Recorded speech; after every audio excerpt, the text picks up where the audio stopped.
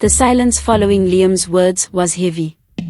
The once fearsome monster before him now bore a look of deep sorrow in its glowing eyes, shrinking under the weight of its own memories. A sigh escaped its chest, echoing like a mournful howl through the clearing, a sound filled with centuries of loneliness, pain, and regret.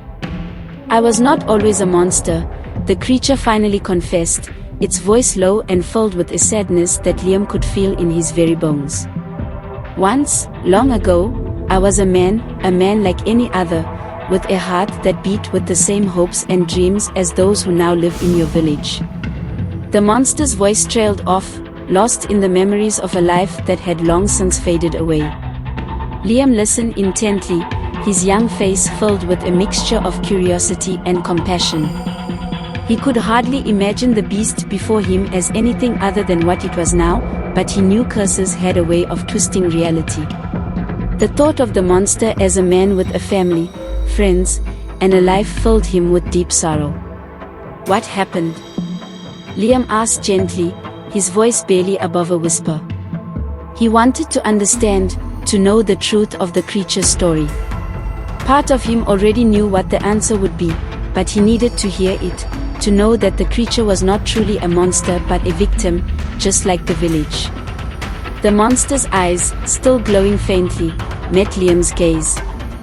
There was a depth of sadness in those eyes that spoke of centuries of suffering, of a loneliness that no words could fully capture. "I was cursed," the monster said, its voice trembling. "Cursed by a wicked sorcerer who stole my humanity and left me to wander this forest, alone and feared by all." Liam's heart ached as he listened to the monster's tale.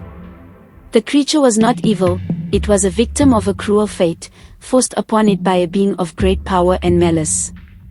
In that moment, Liam knew he couldn't turn his back on the creature. "I'm sorry," Liam said softly, filled with genuine sympathy. "I can't imagine what it must be like to live like this, to be feared and hated for something that wasn't your fault." He hesitated, then looked into the monster's eyes, seeing the pain and loneliness, and knew he couldn't walk away. "I will find a way to break your curse," Liam promised, his voice steady. "No one deserves to live in fear and loneliness." The monster stared at Liam, its eyes wide with surprise. It hadn't expected kindness or anyone to care about its plight.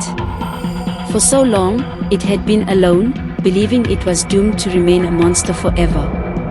But now, here was this boy, offering hope where there had been none. For the first time in centuries, the monster felt a flicker of something it had thought long dead, hope. "You would do that?" the monster asked, its voice trembling. "You would risk your life to help me, a creature your people fear and hate?" Liam nodded without hesitation. "Yes," he said simply. "Because I believe there is good in everyone, and I believe that with the right help, anyone can be saved, even a monster." The monster was silent for a long moment, its massive form still as it considered the boy's words. Finally, it nodded, a slow, deliberate movement that carried the weight of centuries. "Very well," the monster said, its voice steady but tinged with something like gratitude. "I will guide you to the sorcerer who cursed me.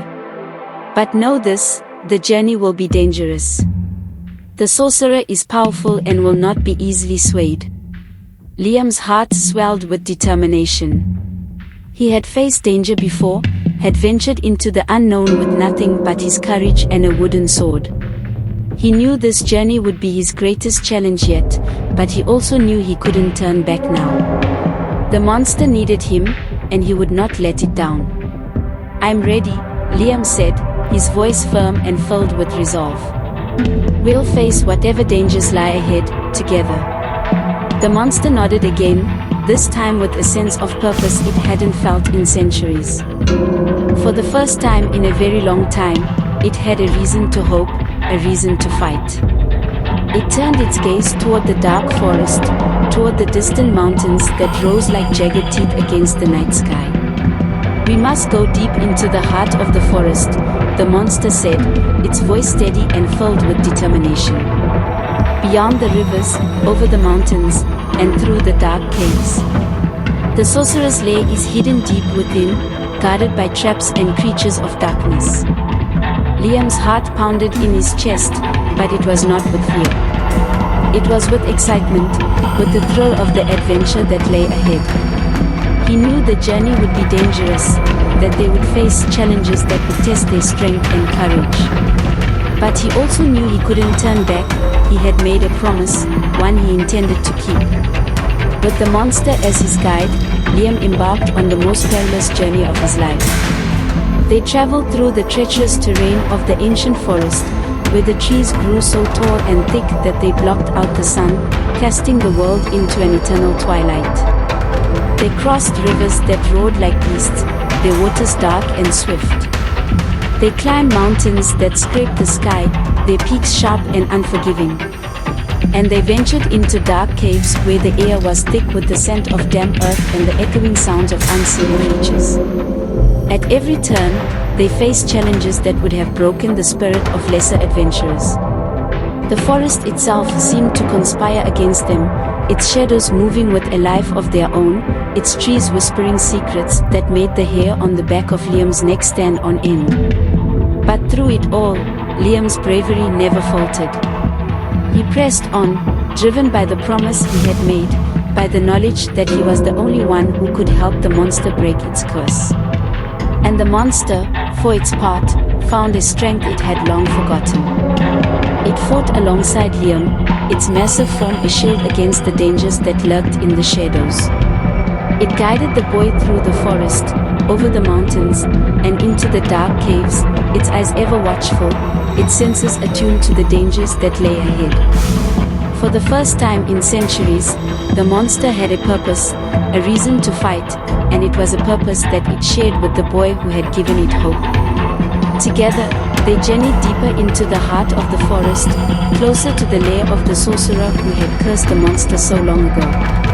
And as they drew nearer, the bond between boy and beast grew stronger, forged in the fires of their shared trials and the trust that had grown between them. They were no longer just a boy and a monster, they were companions, allies, friends. And they would face whatever lay ahead, together.